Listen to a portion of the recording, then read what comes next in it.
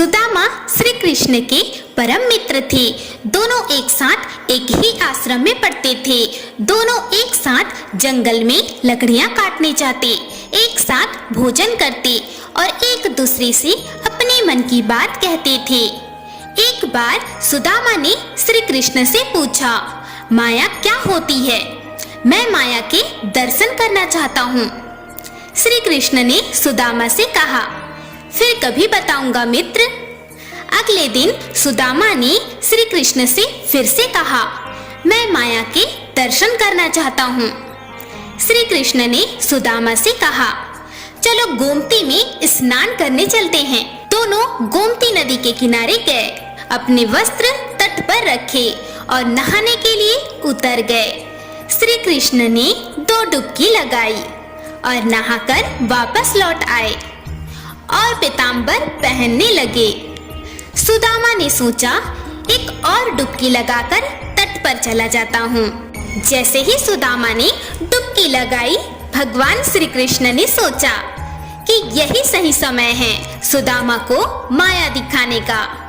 सुदामा ने अचानक देखा कि गोमती नदी में बाढ़ आ गई है और वहां नदी में बहते जा रहे हैं।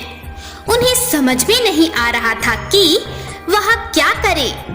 बहते बहते वो काफी दूर निकल गए। किसी तरह सुदामा तैरते हुए नदी के छोर पर पहुंचे। वह चलते चलते एक गांव के पास पहुंचे। तभी उन्होंने देखा, एक हथनी अपनी सूंड में फूल माला लिए चली आ रही है। हथनी सुदामा के पास आई और सुदामा के गले में माला डाल दी। तभी सुदामा ने देखा, हथनी के पीछे पीछे ढोल नगाड़े बजाते हुए लोग आ रहे थे। लोगों ने महाराज की जय हो, महाराज की जय हो का नारा लगाना शुरू कर दिया। उन्होंने सुदामा को बताया, हमारे महाराज की मृत्यु हो गई है और हमारे यहाँ की प्रथा है कि हथनी जिसके भी गले में माला डाल देगी वो हमारा नया महाराज होगा। आज से आप ही हमारे राजा हैं। सुदामा को राज सिंहासन पर बैठाया गया, राज मुकुट पहनाया गया। सुदामा को ये स्वप्न जैसा ही लग रहा था। फिर उनका विवाह एक सुंदर सी राजकुमारी से करवाया गया। कुछ समय पश्चात सुदामा को 2 पुत्र हुए। सुदामा बहुत प्रसन्न था और एक दिन अचानक सुदामा की पत्नी बीमार पड़ गई। राजवैद्य से उनका इलाज करवाया गया, लेकिन उसकी तबीयत बिगड़ती गई और वो मर गई। सुदामा बहुत दुखी हो गया। उसकी आंखों से आंसू निकल गए और वो फूट फूट कर रोने लगा।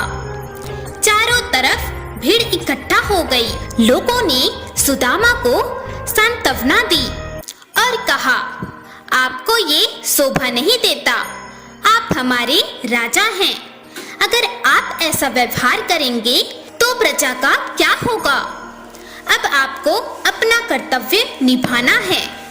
हमारे राज्य की प्रथा के अनुसार आपको भी रानी के साथ मरना होगा। मायापुरी राज्य का नियम है कि राजा को अपनी पत्नी के साथ चिता पर बैठना पड़ेगा और उनके साथ परलोक की यात्रा करनी पड़ेगी। यह सुनते ही सुदामा चौंक गया। उसकी सांस रुक गई और हाथ पांव फूलने लगे। उसने कहा, ये कैसा नियम है? मैं मेरी पत्नी के साथ चिता पर क्यों जलूंगा? लोगों ने कहा, हमारे राज्य के नियम का पालन तो आपको करना ही पड़ेगा। सुदामा अब अपनी पत्नी की मौत को भूल चुका था। उसके आंसू बंद हो गए थे। उसे अपने जीवन की चिंता थी। उसने घबराते हुए तर्क दिया, मैं तो मायापुरी का वासी ही नहीं हूँ। मुझ पर आपका कानून लागू नहीं होता, इसलिए मैं चिता पर क्यों चलूंगा? लोग नहीं माने।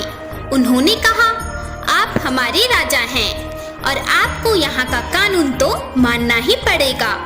आपको मरना ही पड़ेगा। अब सुदामा अपने लिए रोने लगा। उसकी आंखों से आंसू बहने लगे।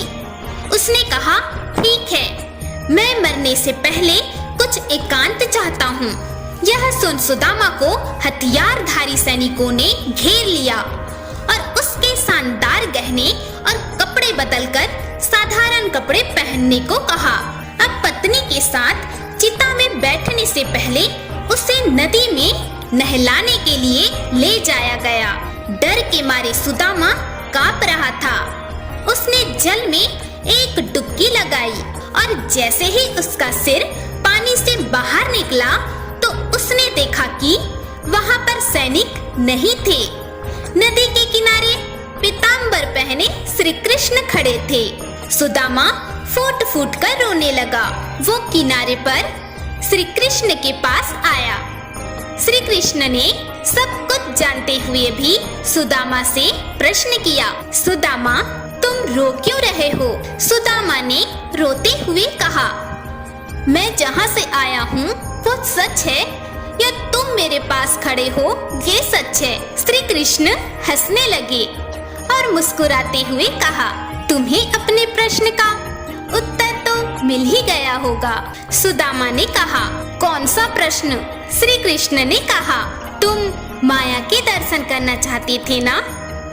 तुमने जो देखा, अनुभव किया, वो सब माया थी और तुम जो मुझे देख रहे हो वो सच है। मित्र, इस संसार में मेरे अलावा जो कुछ भी है वह मेरी माया है। जो मुझ में सब देखता है, मेरा अनुभव करता है, उसे मेरी माया छूती नहीं है। माया मनुष्य को नचाती है, लेकिन जो भक्ति में लीन हो जाता है वह मोह और माया के चक्कर में नहीं फंसता। श्री कृष्ण की बातें सुनकर सुदामा समझ गए कि माया क्या होती है। हर हर महादेव।